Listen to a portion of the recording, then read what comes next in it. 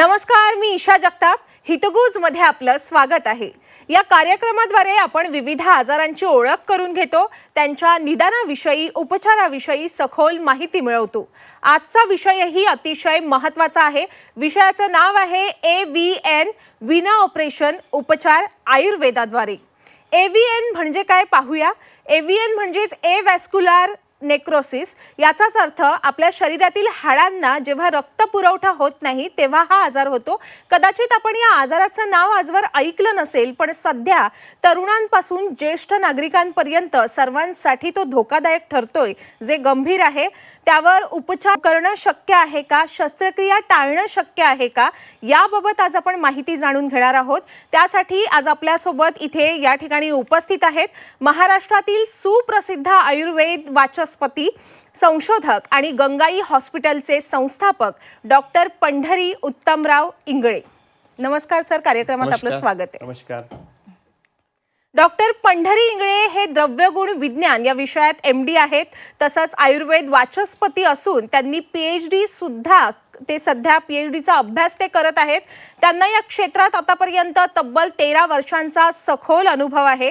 त्यांचे 15हून अधिक राष्ट्रीय आणि आंतरराष्ट्रीय संशोधन लेख प्रसिद्ध झालेले आहेत.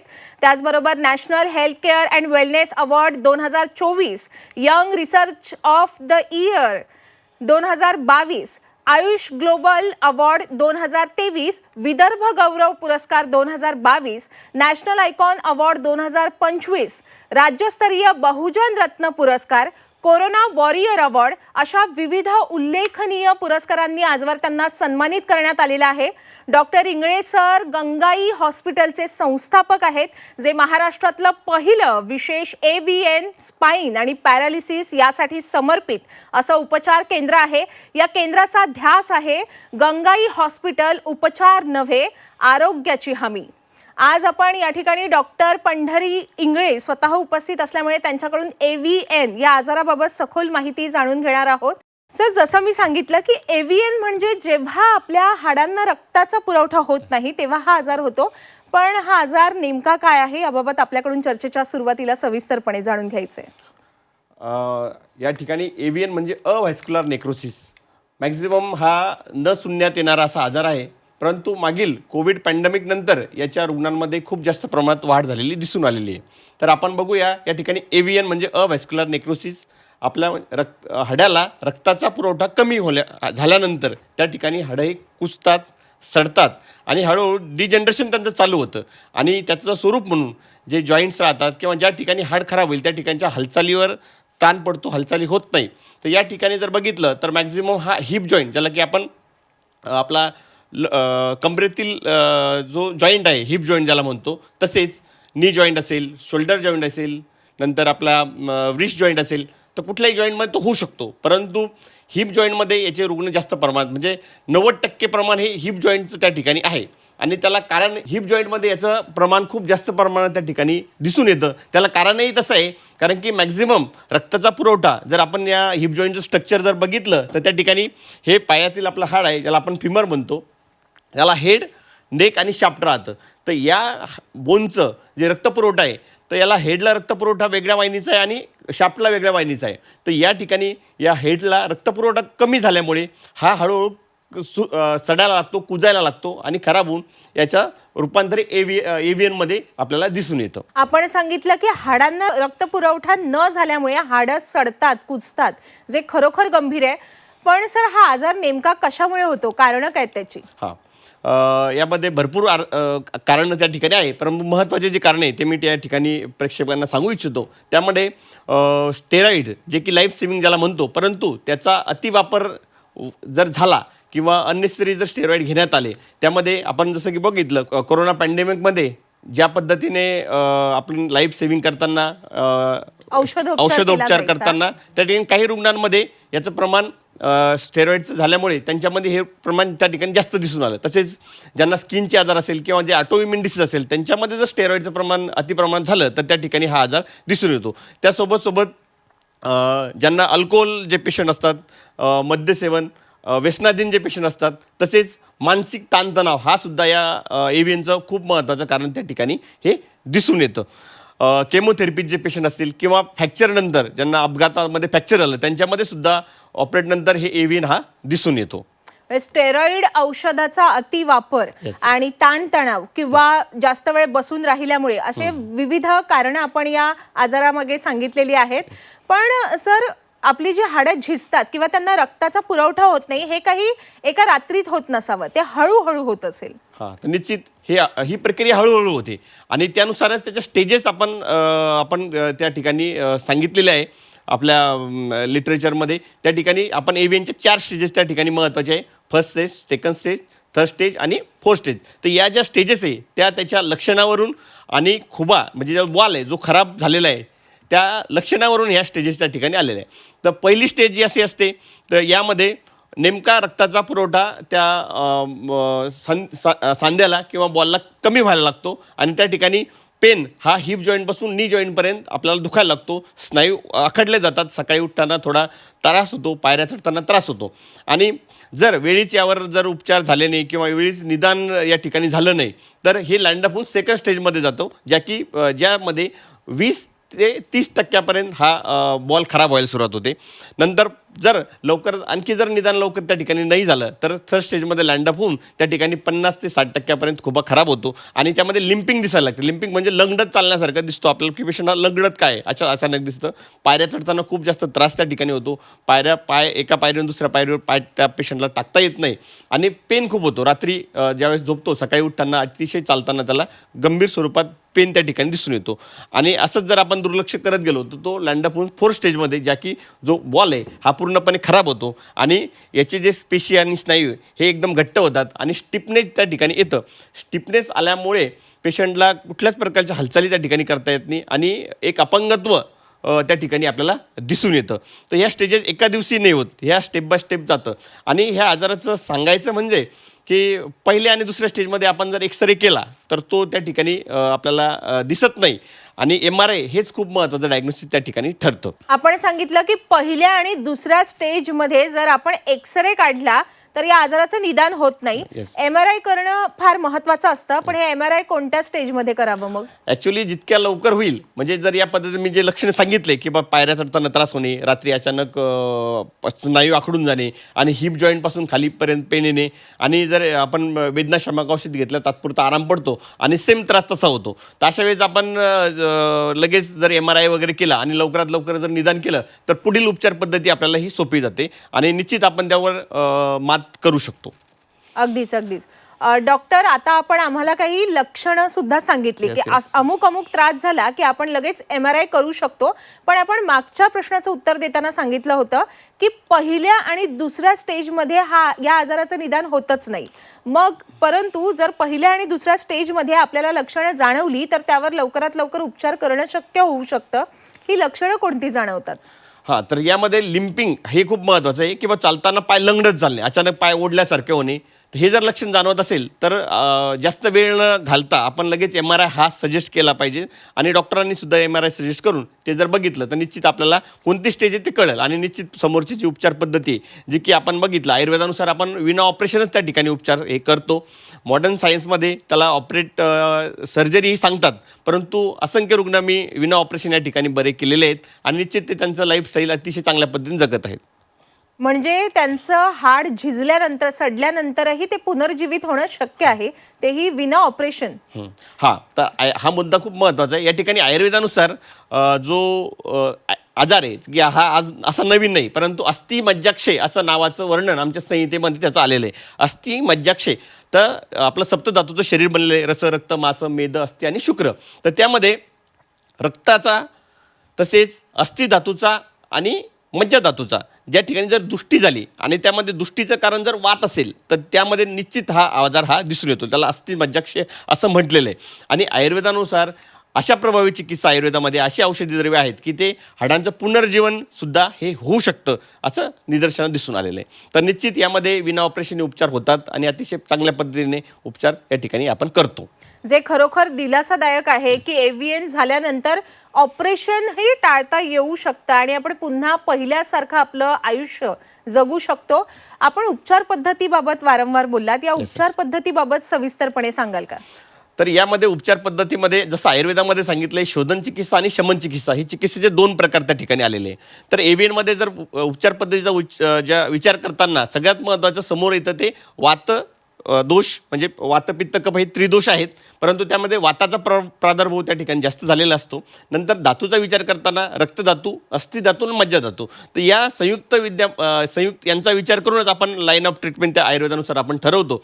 त्यामध्ये आपण आयुर्वेदिक पंचकर्म, तसेच न्यूरोथेरपी आणि अग्निकर्म, विद्धकर्म आणि काही आयुर्वेदिक पद्धतीला आधुनिक जोड दिली, जसं की आलाबो चिकित्सा, त्याचंच आपण मॉडर्ननुसार आपण कपिंग ज्याला म्हणतो, तर तिचा पण खूप त्या ठिकाणी फायदा त्या ठिकाणी होतो. तर मी ते सविस्तर त्या ठिकाणी सांगतो तुम्हाला. त्या ठिकाणी पंचकर्ममध्ये जर म्हटलं आपण तर स्नेहन स्वेदन हे पूर्वकर्म आपण करतो, तर ज्यामुळे पूर्ण शरीर या ठिकाणी जो वातदोष आहे त्याला आपण शमन करण्याचं काम त्या ठिकाणी करतो. नंतर बस्ती चिकित्सा जी की अर्धी चिकित्सा आयुर्वेदानुसार सांगितलेली आहे, तर बस्तीचा खूप चांगला इफेक्ट त्या हाडाचं पुनर्जीवन किंवा हाडाच्या हालचाली करण्यासाठी होतो, वाताचा कंट्रोल, वाताचा बॅलन्स करण्यासाठी त्या ठिकाणी होतो. त्यामध्ये आपण वंशन बस्ती जे की हिप जॉईंटला आपण त्या ठिकाणी तेल पाजतो आणि तिथले जे स्नायू कडक झालेले ते नरम होण्यास त्या ठिकाणी काम होतो. नंतर न्यूरोथेरपी की आपण स्पाईनवर करतो, की स्पाईन जो आहे मज्जातंत्र नर्वस सिस्टीम ज्याला म्हणतो आणि नर्वस सिस्टीमशी संबंधित आजार असल्यामुळे या ठिकाणी आपण स्पाईनवर विशिष्ट पद्धतीने दाब देऊन त्या ठिकाणी रक्तपुरवठा कसा वाढेल आणि हाडं कसे पुनर्जीवित होईल या पद्धतीने आपण समोर जातो. सोबत आपण नस्य चिकित्सा, शिरोधारा किंवा शिरोपिचू, कारण की मी अगोदरच बोललो होतो की स्ट्रेस फॅक्टर हा या आजारामध्ये खूप महत्त्वाचा आहे, तर शिरोधारासुद्धा या आजारावर खूप चांगल्या पद्धतीनं निश्चित रुग्णांना हार्मोनल बॅलन्स होऊन आणि नर्वस सिस्टीमचं कार्य वाढवून रक्तपुरवठा त्या ठिकाणी वाढवण्याचं काम त्या ठिकाणी करतो. समोर आल्यानंतर आपण न्यूरोथेरपी मी सांगितली. नंतर आपण फायर कपिंग ज्याला म्हणतो, हॉट कपिंग, नंतर ड्राय कपिंग, तर यांचं सर्वांचं काम ब्लड सर्क्युलेशन तिथे कसे वाढेल या पद्धतीने सगळं त्या ठिकाणी काम करतो. तसेच मर्मचिकित्सा त्या ठिकाणी आलेली. मर्म म्हणजे शरीरामध्ये मर्म शरीर जे आहे की मर्म काही पॉईंट आहे शरीरात की जे ट्रिगर झाले असता सर्व शरीर ॲक्टिव्ह होतं, इम्युनिटी चांगली होते आणि त्या आजाराशी लढण्याचं स्वतः शरीर लढण्याचं सामर्थ्य त्या ठिकाणी निर्माण होतं. तर मर्मचिकित्सा. नंतर इन्व्हर्ट ट्रॅक्शन हे खूप महत्त्वाचं. इन्व्हर्ट ट्रॅक्शन म्हणजे त्या ठिकाणी आपण एक विशिष्ट पद्धतीने त्याला उलटं लटकण्याचं विपरीत करणे चिकित्सा आयुर्वेदामध्ये सांगितली, संहितामध्ये वर्णन आहे विपरीत करणे चिकित्सा, की ह्यामध्ये आपण जर बघितलं हा बॉल असा फिक्स झालेला राहतो हिप जॉईंटमध्ये आणि याला जर आपण रक्तपुरवठा कमी होतो, पण याला जर आपण विपरीत म्हणजे उलटं जर आपण लटकण्याचा व्यायाम केला किंवा इन्व्हर्ट ट्रॅक्शन ज्याला म्हणतो, तर त्यानं निश्चित या ठिकाणी स्पेस डेव्हलप होती आणि त्या ठिकाणी रक्तपुरवठा होऊन निश्चित रिजनरेशनचं काम त्या ठिकाणी होण्यास त्या ठिकाणी सुरुवात होते. त्यानंतर लीच थेरपी जी की जलोकावचरण ज्याला म्हणतो, ते की ऑल ओव्हर वर्ल्डमध्ये तिला खूप चांगली प्रचलित चिकित्सा आहे लीच थेरपी. जळूचा वापर जर आपण त्या ठिकाणी स्थानिक ठिकाणी केला तर ते नॅचरली त्या ठिकाणी रक्तपुरवठा करण्याचं काम ते लीच करतात आणि लीचचे खूप चांगले रिझल्ट, पेन कमी होणे, नंतर त्या ठिकाणी रक्तपुरवठा सुरळीत होणे आणि पेशंटला त्याच्या ठिकाणी चालण्यासाठी मदत होते आणि एव्हीएनवर मात करण्यासाठी जलोकावचरण खूप महत्त्वाचं त्या ठिकाणी दिसून येतं. नंतर रक्तमोक्षणसुद्धा त्या ठिकाणी आपण करतो. अग्निकर्म जे की पेनमध्ये खूप इम्पॉर्टंट रोल, एव्हीएनच्या रुग्णांना खूप भयंकर वेदना येते. सकाळी उठल्यानंतर ज्यावेळी चालायचा प्रयत्न तो रुग्ण करतो तर चालताना खूप भयंकर त्रास होतो किंवा थोडं जरी चाललं तरी त्याला बसावं लागतं, अशा वेळेस पेन खूप वाढतो. अशा वेळेस अग्निकर्म ही खूप म्हणजे एकदम प्रभावी चिकित्सा त्या ठिकाणी दिसून येते. विद्धकर्मसुद्धा आपण त्या ठिकाणी करतो. तर मी एक संयुक्त पद्धतीनं त्या ठिकाणी आपण युक्तिप्रमाण जे आयुर्वेदाचं म्हणतो आपण, तेव्हा आपण एक 360 डिग्री अँगलनं विचार करून हिप जॉईंटवर आपण कशा पद्धतीने रक्तपुरवठा होईल या पद्धतीने चिकित्साही डेव्हलप केलेली आहे. त्याला आपण एव्हीएन थेरपी असं म्हणतो. डॉक्टर, आपण आम्हाला आता जी माहिती दिली त्यानुसार असं लक्षात येते की ही सगळी उपचार पद्धती दीर्घकालीन असायला हवी. मग एखाद्या रुग्णाला पूर्ण बरं होण्यासाठी, त्याचं हाड पूर्णपणे भरून निघण्यासाठी साधारण किती वर्षांचा किंवा किती महिन्यांचा कालावधी लोटतो? हां, यामध्ये सगळ्यात महत्त्वाचा चिकित्सेचा उद्देश तोच आहे की त्या ठिकाणी रक्तपुरवठा चांगला होणे आणि त्याच्या हालचाली वापस येणे, हे खूप महत्त्वाचं असतं. आता मॉडर्न सायन्सनुसार फक्त त्यावर आपण सर्जरीज हा एक लास्ट उपाय त्या ठिकाणी सांगतात, परंतु आपण आयुर्वेदानुसार जर प्रॉपर पद्धतीने, जसं की आपण 7 डेज थेरपी त्या ठिकाणी देतो, 7 दिवस आपण आपल्या रुग्णालयामध्ये भरती ठेवून पेशंटला सर्व पद्धतीने उपचार हे देतो. पंचकर्म, न्यूरोथेरपी, अग्निकर्म, विद्धकर्म, विशिष्ट पद्धतीनं कालावधीमध्ये आपण त्याला व्यायाम, नंतर आहार, जीवनशैलीमध्ये मॉडिफिकेशन, नंतर ह्या सगळ्या गोष्टी आपण त्याला सांगून आमच्याकडे 3ऱ्या-4थ्या दिवशी पेशंट त्याच्या स्वतःच्या पायावर चालायला लागतो, जो की लिम्पिंग असेल, म्हणजे स्टेजनुसार जर फर्स्ट स्टेजमध्ये आला असेल, सेकंड स्टेजमध्ये आला, थर्ड स्टेजमध्ये आला, फोर्थ स्टेजमध्ये आला असेल, तर त्यानुसार त्याला लक्षणं दिसायला लागतात. जे की पहिलं टार्गेट हे असतं की वेदना कमी झाल्या पाहिजे, जो की वेदना खूप महत्त्वाच्या आहे. वेदना खूप भयंकर असतात, तर वेदना कमी करणं हे आमचं खूप महत्त्वाचं पहिलं टार्गेट असतं. नंतर त्या ठिकाणी रक्तपुरवठा कसं होईल हे महत्त्वाचं असतं. आणि खरोखर 7व्या, 4थ्या, 5व्या दिवसानंतर खूप चांगले रिझल्ट त्याला दिसायला लागतात आणि 7व्या दिवशी पेशंट त्याच्या स्वतःच्या पायावर घरी स्वतः चालायला लागतो.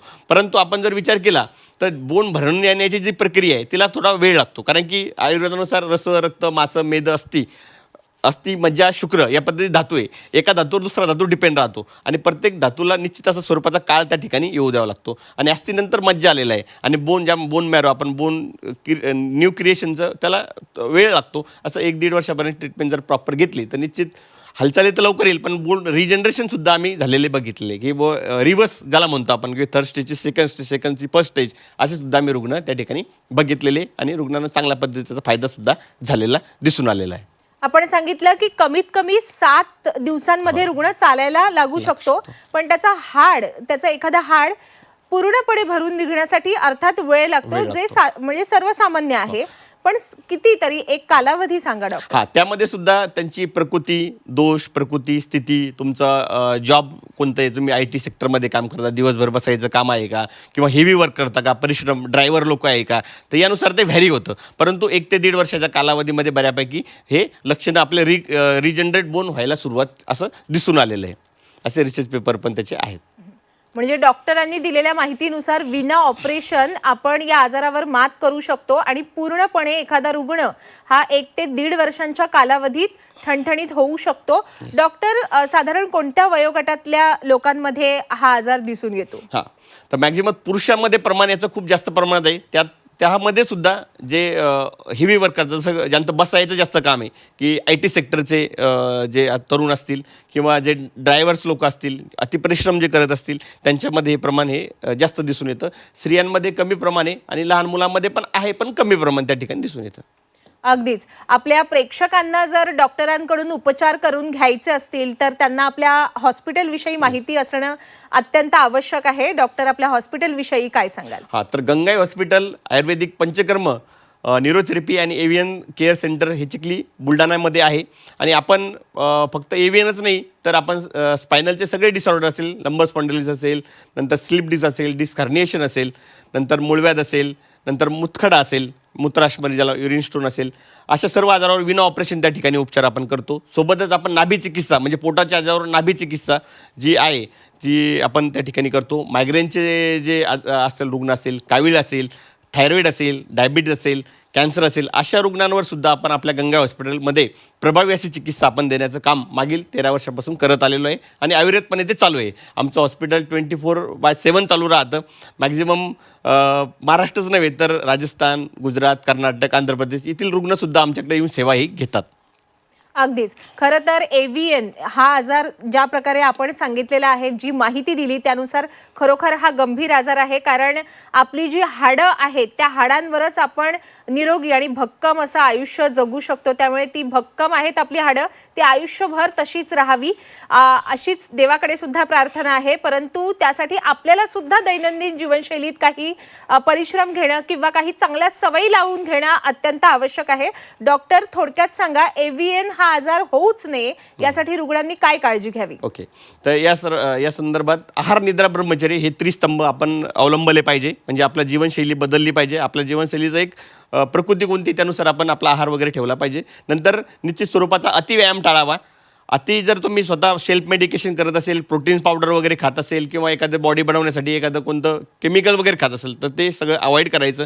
प्रॉपर जीवनशैली ठेवायची. आणि काही व्यायाम मी सांगणार आहे, जे एव्हियन रुग्ण असेल त्यांच्यासाठी पण उपयुक्त आहे आणि जे नाही ज्यांना होऊ द्यायचे त्यांच्यासाठी ते अतिशय उपयुक्त आहे. त्यामध्ये भुजंगासन, नंतर सर्पासन, मकरासन आणि शशकासन आणि उलटं चालण्याची जी क्रिया आहे ती खूप महत्त्वाची आहे. उलटं लटकण्याची की म्हटलं मी विपरीत करण्याची चिकित्सा ही अतिशय महत्त्वाची जॉईंट पेन आणि त्यामध्ये दिसून येते. आज डॉक्टर या ठिकाणी आपल्याबरोबर उपस्थित राहिले आणि आपल्यासोबत त्यांनी एव्हीएन या आजाराबाबत माहिती शेअर केली.